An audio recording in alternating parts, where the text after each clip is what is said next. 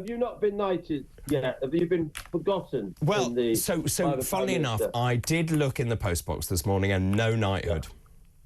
Same for me as well. I tell you, someone who should get an honour is Anne, you've just been speaking to. Yes. What a dose of common sense from her. Well, quite right. I mean, Sadiq Khan, what do you think? I imagine you're pretty appalled by that. I am. I disagree, I think, with Matthew Goodwin Freeman, who you had on a little while ago. I think London is still a great city, really one of the world's great cities. I'm talking to you from Salisbury, another great city, a little bit smaller. I still love coming up to London. You know, the entertainment, the infrastructure, the history, the museums. It's an amazing city. But what's absolutely true is London has gone downhill on him.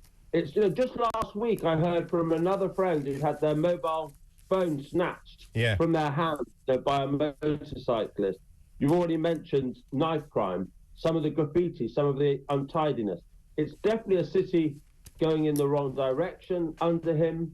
But let's not diss London too much. No, I agree. Look, I still say London is an amazing city. I've been here since I was 18. But also what I'm seeing is the demise of the small venues. Sadiq Khan pricing them out. Look at what he's done to Soho, for example. It's not the place it once was. No, and also I think we're still struggling to have a nightlife in London. I think he had an advisor on nightlife who had to leave recently, and London still seems to, in a way that isn't true of other sort of major cities, it still seems to grind to a halt just after midnight. And for a lot of tourism, a lot of trade, that's a big missed opportunity. Well, you're right. I think it was Amy Lame, wasn't it, who was the nighttime czar of London. She was paid an absolute fortune, and as far as I could see, didn't actually achieve anything at all. Maybe she should get a knighthood as well. Just in terms of that, can I just ask you your thoughts, please, on Emily Thornberry? Here's a woman who showed absolute disdain for the voters of Rochester. Yeah, well, I'm afraid I really do disagree with you on this one. Do you? Why? Yeah, I like Emily a great deal. She's one of my favourite Labour MPs. She's honest, she talks us truth, and I think I don't know what she was thinking of with that famous photo. I defended her at the time, actually, and I just think sometimes there's a little bit of lack of grace in public life, and I don't think that was her view, but maybe I'm being very naive.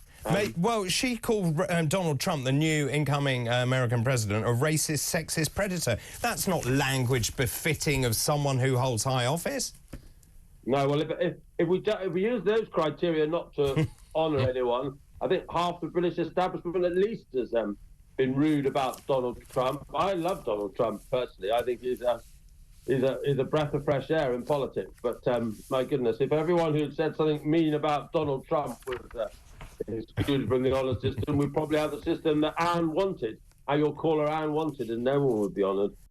Just looking at this, it starts with the British Empire Medal and then it ranks up in ascendancy to an MBE, an OBE, CBE, a Knight or a Dame, Companion of Honour. Which do you fancy, Tim?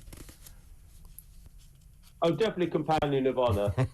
I think, not least, for those who can't see the broadcast, my sartorial elegance definitely deserves to become Companion of Honour. Wearing a hoodie for people who are just listening. You look magnificent in a proper suit, and you're probably more worthy of an honour, David. That's very kind indeed. Shall we talk about EU accession? This is something that I know will upset many people, and this is about Tony Blair and what happened in 2004 and the accession of those 8 Eastern European countries. He was warned by many of his advisers, hang on a minute, let's not just open the floodgates and let anyone in from those countries into the United Kingdom. But it was Blunkett that pushed him hard, and eventually there was no transition period imposed, which many other countries did, including France. And as a result, the figures that they projected, so the numbers of people that they said would come here from those Eastern European countries, were miles out. They talked about 13,000. It turned out to be about 200,000. Well, two things in response to that, David. First of all, I don't know whether we can even believe the migration numbers that we're given of that kind that you do. We don't actually count people coming in and out of our country. All the migration statistics are based on opinion surveys, which are done by the National Statistics Office, or whatever they're called now, and they just try and estimate how many people come in. So I reckon the official estimates could be out by a long way. So absolutely, Blair should have taken advice, and the numbers that came in were much greater than he said would come in. But I don't believe the numbers, I'm afraid. And then the second thing is, absolutely, Tony Blair deserves criticism, but compared to Blair years, the migration now is much, much larger into our country. The former party I supported, the Conservative Party, they said they would bring migration under control. And actually, it's now higher, even under the Blair years. It's an absolute disgrace. And for many of our viewers and listeners, immigration is the number one issue for them as we come into a new electoral term, as it were. And actually that links nicely to say that Keir Starmer, I think, has kept Sadiq Khan sweet because he can see that his position is fragile. I think you've got people like Wes Streeting, Angela Rayner, for example, thinking, hang on a minute, maybe his position isn't quite so tenable. Is immigration the main reason you left the Conservative Party?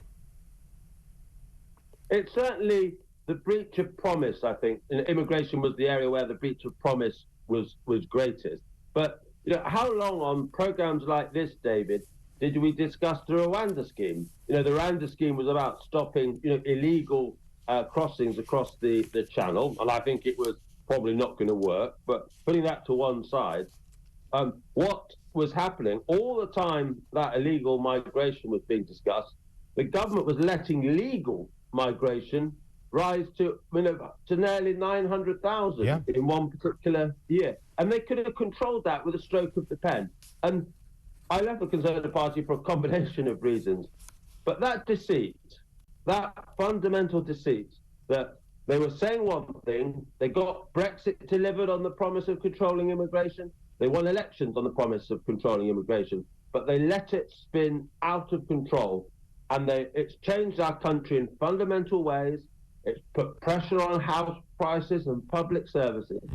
I just felt I couldn't any longer support a party that was responsible for that. And I think it's worth highlighting since 2010 that we've had 3.7 million people coming to this country. That's more than the population of Wales, 8 cities the size of Liverpool. And you mentioned houses there. There's a demand for 120,000 new homes every single year. Well, the government has pledged to build more homes, but they also, the successive governments, have failed to build the houses they say they would build. And even if you take them at face value, and they're going to build, say, 300,000 homes a year, which I don't think they will never be able to build enough houses to accommodate the sheer numbers of people coming to this country legally.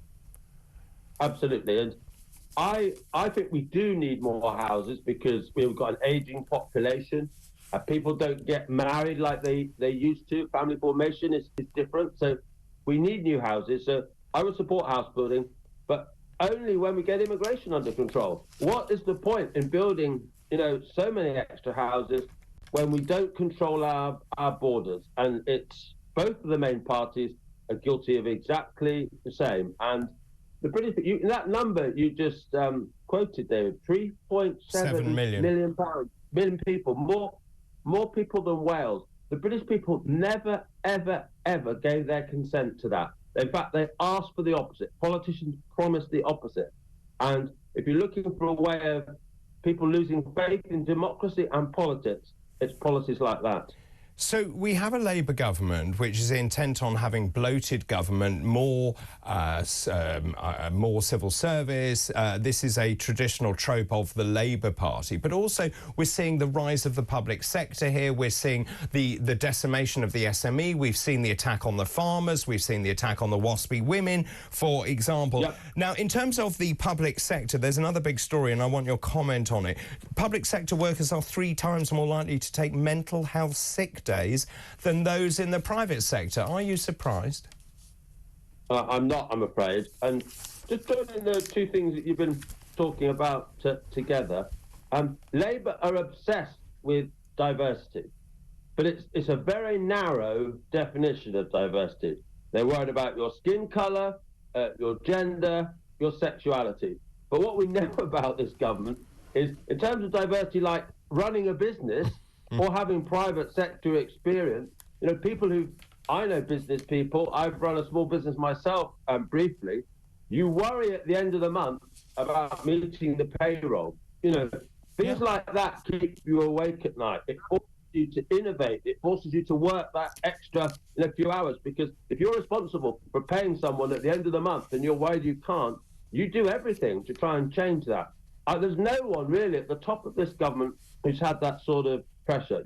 They are nearly all public sector, union, politics by background. They don't understand how the economy works. And so what you get is you get the taxes of the kind that you've described, and also you get a management of the public sector where people are able to get away with forms of behaviour that the private sector couldn't afford to tolerate. And mental health problems are very real. I'm not for a moment saying they're not, but the scale of people saying they have mental health problems in the public sector just doesn't seem real to me. And the idea that work in the public sector is harder than people who get up early to do construction work or deliver for our supermarkets or work in our supermarkets, I just don't believe that the scale of mental health problems we're seeing in the public sector is at all justified. Tim, always good to talk to you. I wish you a very happy new year, Tim Montgomerie.